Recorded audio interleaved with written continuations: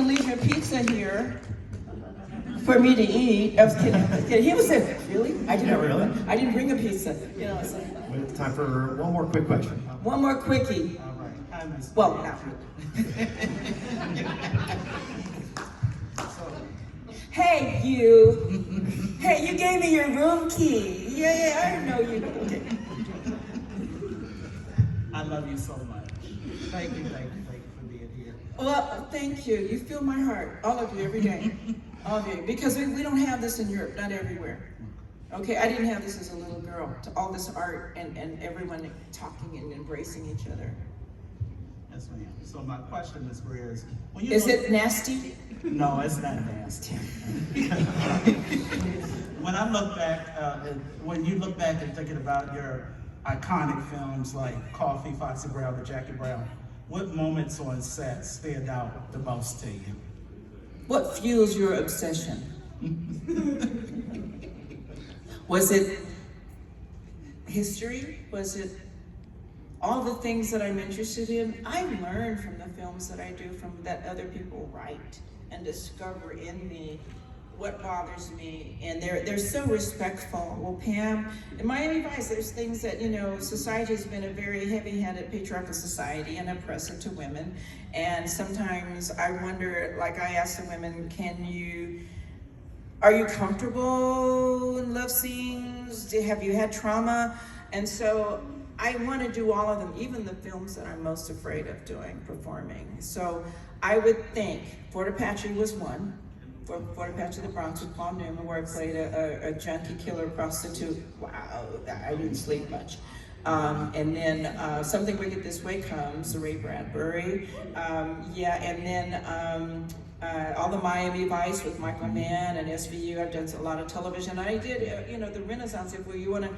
My comedy is developed, as you know, I'm kind of crazy, but I did Sparks and Will Martin and Rummy Rome was on. And by the way, I saw it in Europe, Martin show, the Martin show that I was on, the Players Ball. And I did David Allen Grier show and Sinbad show and all the shows, and they said, do you do comedy? Watch me.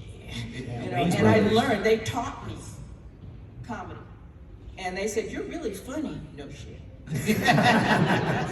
You know how funny I am? I put a zucchini in my pants to work with John. So that prepared me. And the nudity, everyone said, well, that was gratuitous. No, it wasn't. It wasn't gratuitous. So when I did the nudity in Coffee and Foxy Brown, now I'm gonna rush out tonight and watch it. It's a Brown Dipper Revolution, I swear to God. They said, how did you? It prepared me to do a play called Frank and Johnny the Claire de Lune, which is nudity. Kathy Bates played it nude on stage at the Manhattan Theater Club. And everybody wanted Tony, it was really brilliant. But I said, how do you play nude on stage in front of everyone without breaking out in hives? And you want me to be, when you get turned on, your nipples get hard, right? I don't know what I'm gonna do. This is a love story. Al Pacino, Michelle Pfeiffer, and then Kathy Bates, and Ed Harris, and theater, and they do nudity on stage. Look at your eyebrows. Right. Oh my, in front of people. My films where I had nudity prepared me to do the best theater in the world about humanity as an adult. And I didn't think I could do it. You know how many actors, ain't nobody beating down the door to do theater? Like I said, it's take one. And you're nude too, oh my God. And then I said, oh my God, I'm sweating. Ooh, where do I shave or wax? I don't know. But everything is a teacher for me. Not everyone, but for me.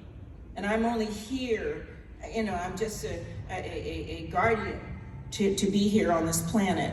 So I want to learn as much as I can about ourselves, or about our decades. I've been around for 55 years. So I know, wow, let them hear it. Wow, wow. I'm 76 years old, okay? Yeah, I know, I'm an old ass bitch, I'm telling you. But I got to work with Diane Keaton in Palms, and she said everybody turned it down because it was about aging. And I said, we all gonna get old. But I wanted to be all the aunties, and I worked with Florence Henderson, the Brady mom. I I did 2 movies with her. And guess who? The football players of the Kansas City Chiefs financed that movie. And another Pittsburgh financed a movie that I did with Nas X and Bing Rames. So the community is actively wanting to see aging. Wanting to see women and do things. And so they said, well, Pam, we want you to, I said, I want to work with the Brady Mom. Everybody wanted that house. We wanted to live there. It was great. And they said, well, we're going to fly you in. I said, no, I'm going to drive and save the money. Because I want to work with Florence Henderson in Bad Grandmas. And when I said, can I have it? They said, well, you're going to kill him with a skeleton. No, give me the chainsaw. Let's really cut him up. Oh, and we borrowed one from across the street, and we pretended it had gas in it. But I have chainsaws because trees fall on my road and I have to get out sometimes to go to work or the vet to come in and stuff. And neighbors loved me. They thought I was going to start a meth lab when I moved into the neighborhood, but I ended up plowing their rows with my John Deere, which I speak John Deere. So anyway, all of it is incredible experiences. Every film that I've done. And literally, I would sleep, like Quentin Tarantino, my apartment, he painted it 6 times and had me sleep in it to see which one I felt comfortable in, what color.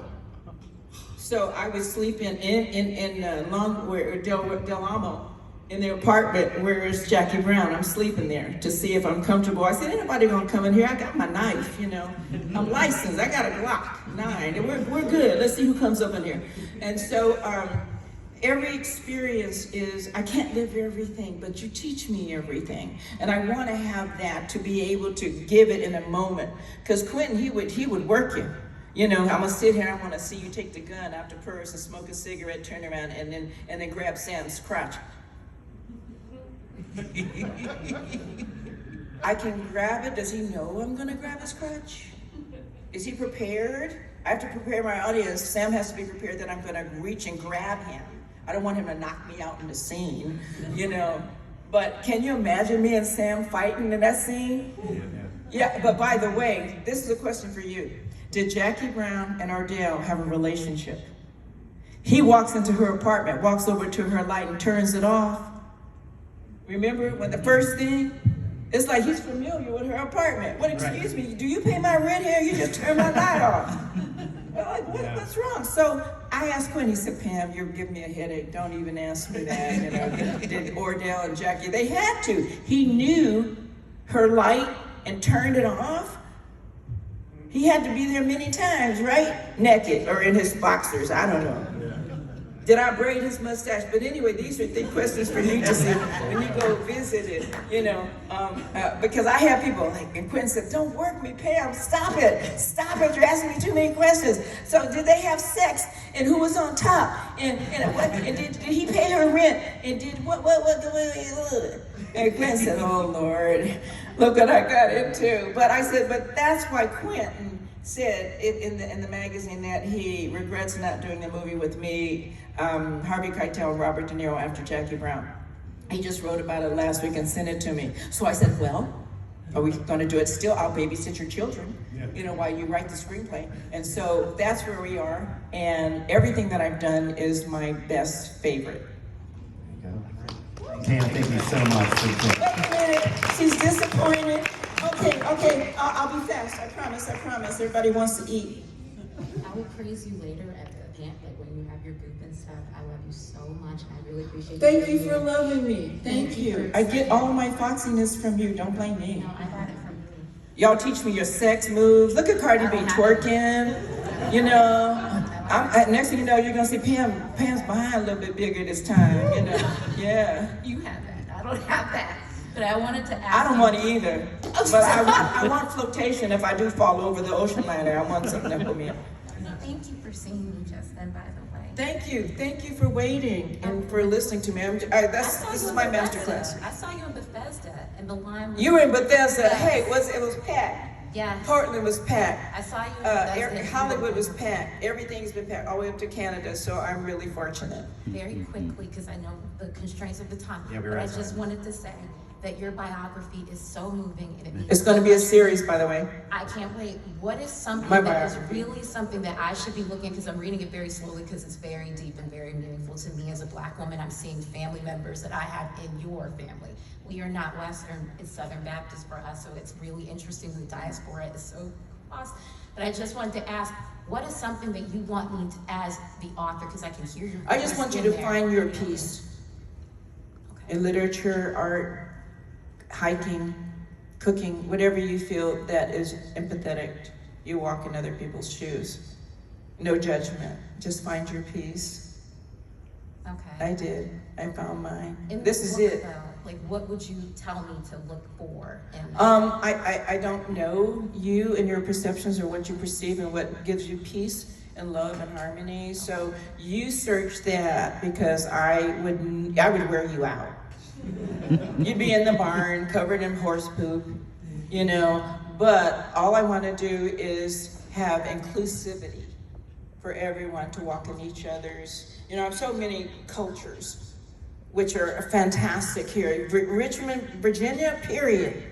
West Virginia, just full of life. The South is full of life. Get out there and see. I go to lectures. I look for universities and go for lectures, like in studies, like just to hear what other people are doing and reading. And when you fulfill your heart and your soul, then you won't have to ask what's going to entertain you, give you peace, find you. You know, it's just go and immerse, and all of a sudden you'll leave filled with humanity. And you probably won't have the cramps anymore, so. Or the wet spot, you know. You're a hero. You're testifying. You're a hero. Thank you. Ms. Grier. Thank you so much. Patience, my goodness. We're running past our time, but literally, I really appreciate your generosity of your time and your money and supporting the film industry. And not everyone can come, but I'm here speaking of those that can't come. Take a quick selfie. I want to come up to the front of the stage real fast.